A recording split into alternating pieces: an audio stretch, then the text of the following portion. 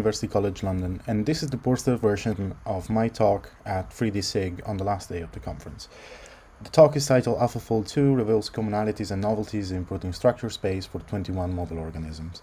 So in this poster, you can see how we are expanding Cath by including AlphaFold2 models. This has been quite a feat because compared to our current Cath protein structure classification data, this is almost an increase in worth of 15 years worth of structures.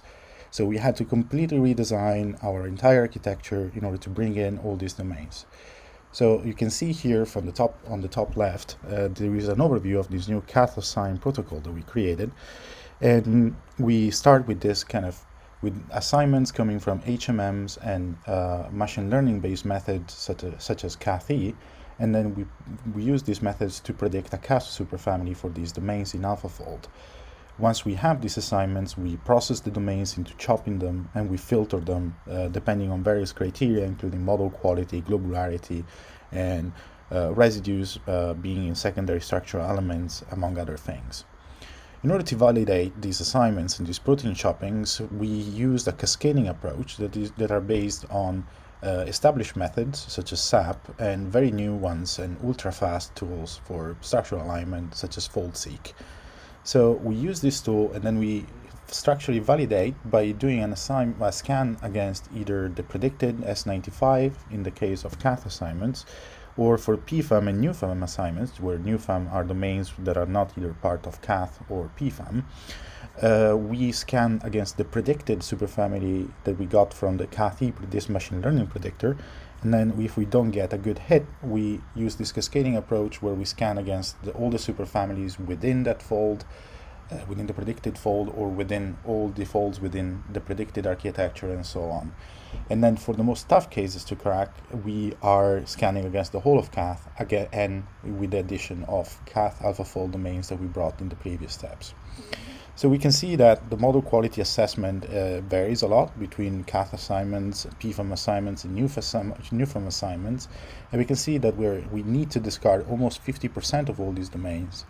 More than only 54% of these domains are of good quality enough to be brought into Cath. But then once we make these assignments using this cascading method, almost 92% of these domains, they get brought into Cath and they have a valid Cath assignment. So most of them, 73%, they are very close homologs coming from Cath HMM hits. And then an additional 8%, they are Cath-E machine learning based predictions that have been validated by FoldSeq or SAP, with an additional 10% that we didn't have a confident Cath-E prediction, but we were able to give an assignment scanning against Cath expanded by these AlphaFold2 models. This brought a massive expansion in the global fold groups in Cath at the moment, with a massive expansion especially in class 1 superfamilies. And we noticed this a huge expansion also in structural coverage in all these 21 model organisms, particularly in glycine max and rice, where we have almost a 4,000-fold increase in structural coverage. The structural coverage also trickles down to functional families, which are a subset of protein sequences within Cath superfamilies that share the same function. Functional families are great for a lot of applications, including function prediction and domain assessment, but all these functional families only have 8% of them that have at least a structure representative. And by using AlphaFold2 models, we were able to increase this coverage from 8 to all the way to 30%.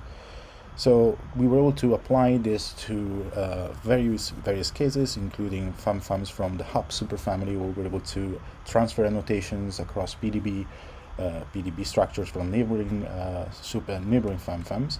And then once we focused our efforts on that 8% of domains that weren't brought into Cath, we clustered all of them into 4,000 potential superfamilies, and we focused our manual creation effort on the 618 that had at least one human representative. And out of this 600, we were able to find, in this 600, we were able to find 26 new folds, that you can see 4 of them in this poster at the moment. And while we have some classic alpha bundles in there, there are some very peculiar arrangements like that alpha beta propeller on the bottom left corner, and an open and closed hard fold arrangements that we called the heart domain that is involved in T cell activation and in mitochondria.